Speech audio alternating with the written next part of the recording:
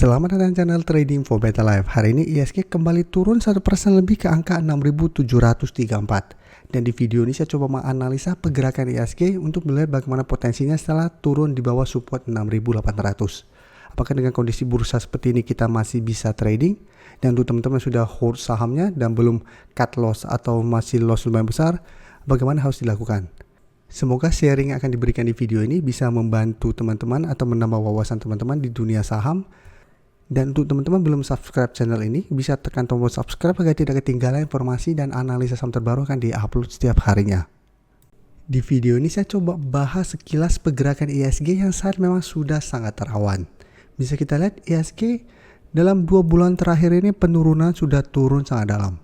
Cara pergerakan sebelumnya ISG masih oke, sempat naik kembali di atas garis EMA 150 dan berhasil lewat di garis EMA 50. Tapi pada saat kembali mengetes 7.300, ISG ternyata gagal break. Dan pada posisi sini pada saat turun di bawah garis EMA 150, cara pergerakan ISG sudah kurang oke. Jadi pada saat 31 Mei sudah turun lumayan dalam, berada di bawah garis EMA 150, ini sudah mulai downtrend. Sempat bertahan di 7.000 dan rebound, tapi bisa kita lihat setelah berhasil rebound, mencoba untuk naik di atas garis EMA 150 karena garis EMA 150 saat ini masih berubah menjadi resisten. Bisa kita lihat ISG mencoba break, gagal dan malah melanjutkan penurunan. Karena selalu saya jelaskan di video-video analisa saya, fokus saya itu adalah garis EMA 50 150. Apabila sebuah saham sudah berada di bawah garis EMA 50 150, selalu saya jelaskan cara pergerakan sudah tidak oke. Jadi apabila teman-teman masih hold atau masih entry, harus hati-hati. Karena potensi untuk lanjut turun akan lebih besar daripada potensi untuk rebound.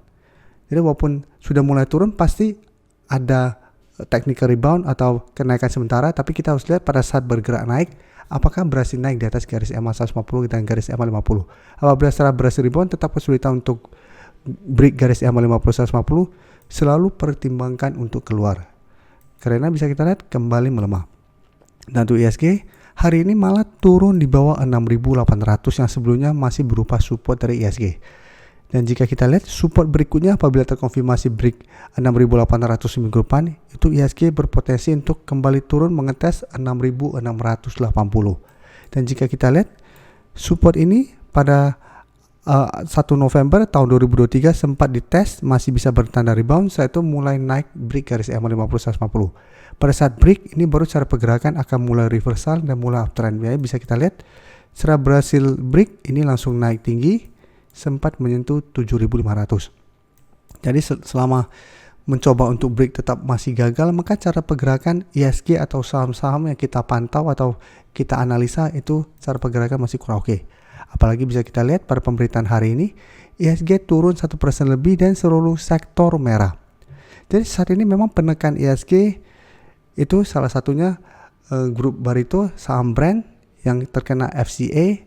Apabila turun itu ISG juga akan tertekan. Dan perbankan blue chip juga kita semua tahu sampai saat ini masih terus distribusikan asing dan masih terus melanjutkan pelemahan. Jadi kita coba lihat BBRI hari ini masih turun lumayan dalam dan sudah mencapai target penurunan di support sekitar 4.200 sampai 4.250. Jadi beberapa hari sebelumnya saya sempat analisa saham BBRI. Pada saat itu saya menjelaskan BBRI ada potensi untuk kembali naik mengetas 4.400, tapi ingat ini penentu. Apabila terpantau masih gagal naik di atas 4.400, BBRI masih ada potensi untuk melemah menuju zona ini. Dan saat ini bisa kita lihat hati-hati, apabila minggu depan terkonfirmasi malah jebol zona ini, maka BBRI berpotensi lanjut turun ke 4.000. Jadi apabila saham-saham downtrend, teman-teman pingin coba entry, selalu saya jelaskan sebaiknya sangat disiplin. Apabila masih bergerak downtrend, apalagi untuk saham-saham perbankan blue chip, kita harus fokus pergerakan asing. Apabila asing terpantau masih terus distribusi, maka cara pergerakan potensinya akan lebih besar untuk melanjutkan penurunan. Jadi jangan terlalu paksakan untuk entry atau asal entry. Apabila kita lihat market masih kurang bersahabat, ISG masih melanjutkan penurunan, sebaiknya kita sabar dulu. Kita lihat mulai sideways dulu, mulai ada akumulasi. Apabila mau coba spekulatif buy, baru coba spekulatif buy. Dan untuk teman-teman yang saat ini punya saham yang sudah berada di bawah garis EMA 50 150 dan saat ini masih hold, menurut saya apabila mau coba average, coba tunggu mulai sideways dulu. Jadi jangan paksakan untuk average terus. Contohnya BBRI bisa kita lihat pada saat turun bawah garis EMA 150, teman-teman mungkin average di 5.000, ternyata 5.000 tembus, teman-teman average di 4.600, makin tembus nanti mungkin average di 4.000. Apabila teman-teman modalnya besar itu mungkin masih oke, teman-teman bisa terus top up, terus average sampai harga yang teman-teman dapat lumayan rendah. Tapi apabila modal kita terbatas, kita tidak bisa asal average. Jangan sampai kita average ternyata masih lanjut turun, kita tetap akan loss. Jadi paling aman apabila modal terbatas, pingin coba average, tidak mau cut loss, tunggu mulai sideways dulu. Untuk saham-saham perbankan blue chip, walaupun saat ini sudah turun lumayan dalam, mungkin ada anggap ini sudah murah, tapi bisa saja akan lebih murah lagi. Jadi tetap jangan sembarangan entry dengan kondisi market seperti ini. Dan untuk BBCA juga sempat saya analisa, pada saat itu saya menjelaskan hati-hati, BBCA walaupun sempat naik, target itu sebenarnya di 9.500 karena bisa kita lihat itu di sekitar garis EMA 50 150. Apabila masih gagal break, maka potensi untuk melemah kembali. Jadi saat ini BBCA setelah mencoba break garis EMA 50 150, ternyata ini tetap masih gagal break dan melemah. Jadi secara history juga bisa kita lihat dalam beberapa bulan terakhir ini BBCA sempat naik di atas garis EMA 150 tapi selalu tertahan garis EMA 50 dan dipaksa turun. Dan garis EMA 50 pun saat ini bisa kita lihat masih terus bergerak turun. Jadi untuk video ini memang saya tidak bahas secara spesifik saham-saham untuk dianalisa, tapi saya akan coba menjelaskan pentingnya garis EMA 50 150. Jadi apabila teman-teman saat ini masih hold saham yang teman-teman punya, bisa saham apa saja, teman-teman harus lihat bagaimana garis EMA 50 150-nya.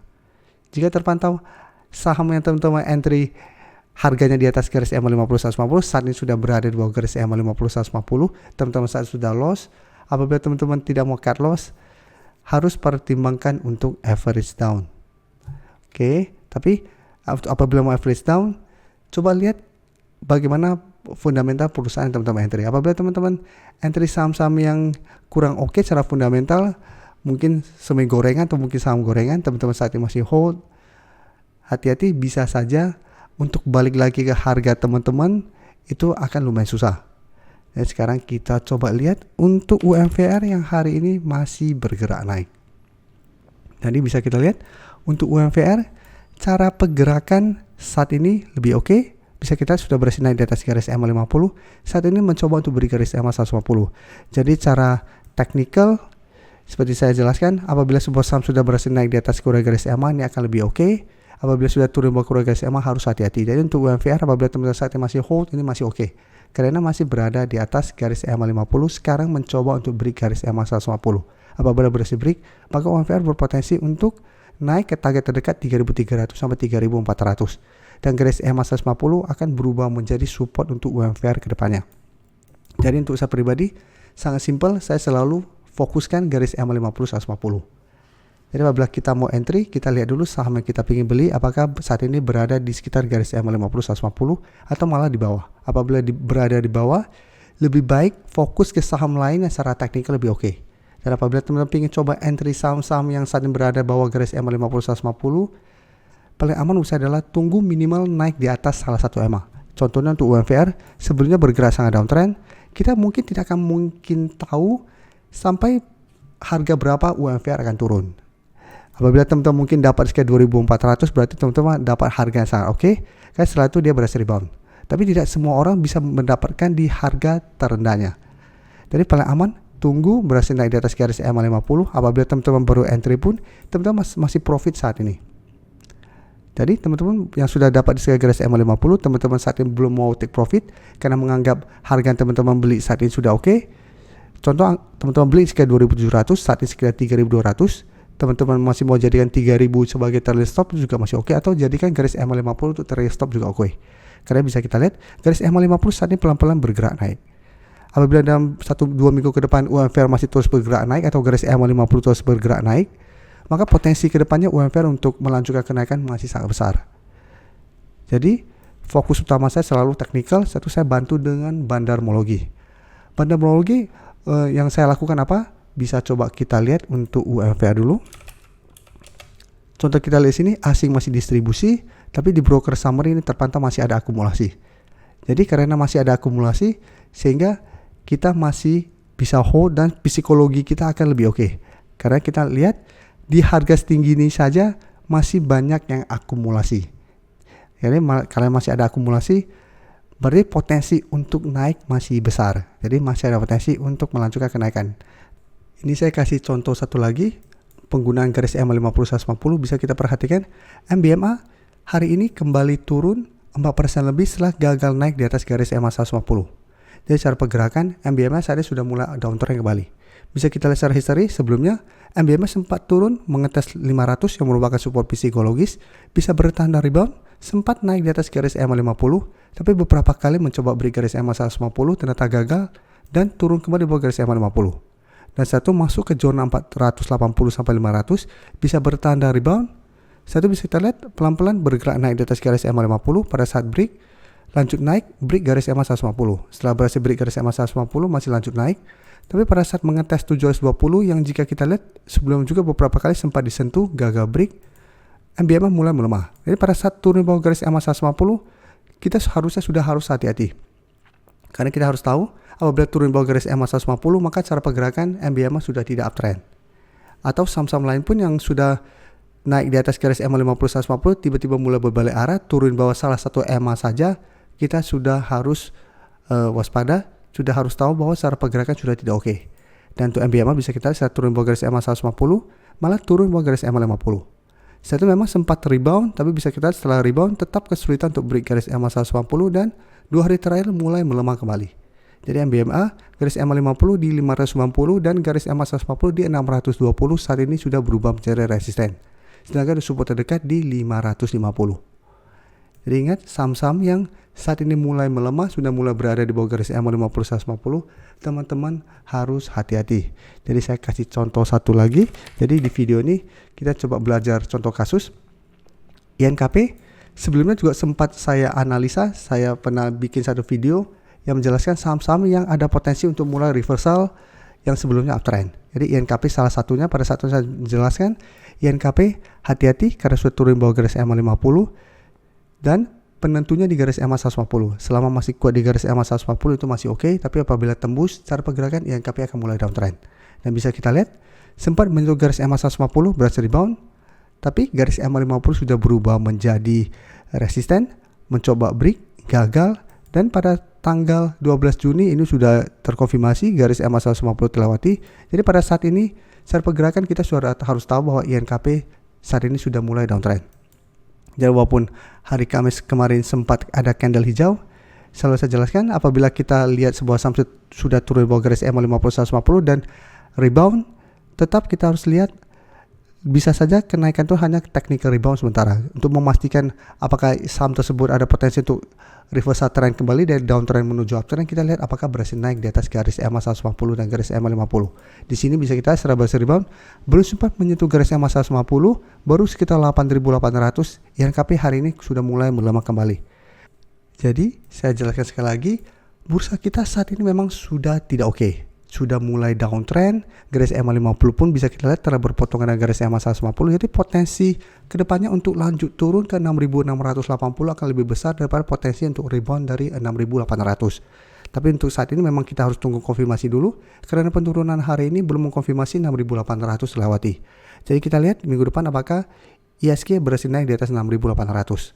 Tapi jika kita secara candle dan secara pergerakan asing yang masih terus keluar dari bursa kita, potensi untuk lanjut turun mengetes 6.680 atau malah menembus support ini menuju 6.580 menurut saya masih sangat besar.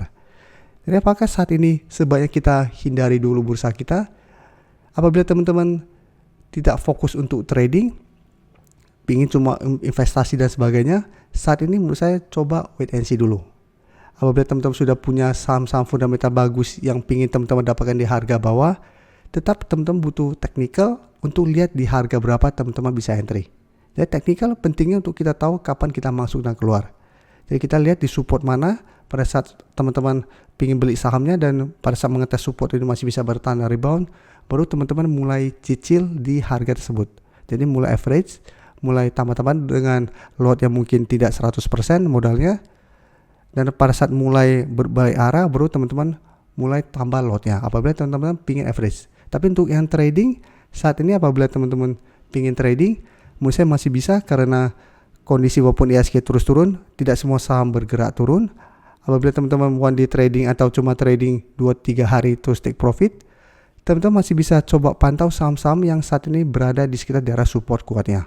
Apabila teman-teman masih bisa bertahan dari rebound, masih bisa coba entry. Tapi ingat, dengan kondisi bursa seperti ini, trading plan harus jelas, harus ketat. Target take profit jangan terlalu tinggi, target cut loss harus lebih ketat. Jadi contohnya apabila teman-teman sebelumnya 3 tick baru cut loss, mungkin saat ini bisa jadikan 1-2 tick sudah harus cut loss. Atau yang mungkin 5 tick cut loss, sekarang jadikan 3 tick sudah harus cut loss. Dan untuk target take profit juga sebisa mungkin jangan terlalu jauh, jangan berharap nanti 10%, 20% baru take profit. Mungkin saat ini bisa jadikan 5-8% apabila sudah sampai bisa take profit. Atau yang trading jangka pendek atau scalping bisa jadikan 3-5% sudah bisa take profit. Apabila mulai bergerak naik dan kita sudah profit, pas terlihat mulai berbalik arah, bisa pertimbangkan untuk keluar dulu. Jadi selalu pertimbangkan untuk amankan profit kita. Jangan sampai modal yang kita sudah punya malah makin habis karena kita tidak berani cut loss dengan kondisi bursa yang masih berpotensi untuk melemah. Terima kasih telah menonton video ini. Like dan share video ini bila bermanfaat bagi teman-teman. Dan support channel ini dengan cara tekan tombol subscribe agar channel ini bisa makin berkembang dan bisa membantu lebih banyak orang lagi. Terima kasih.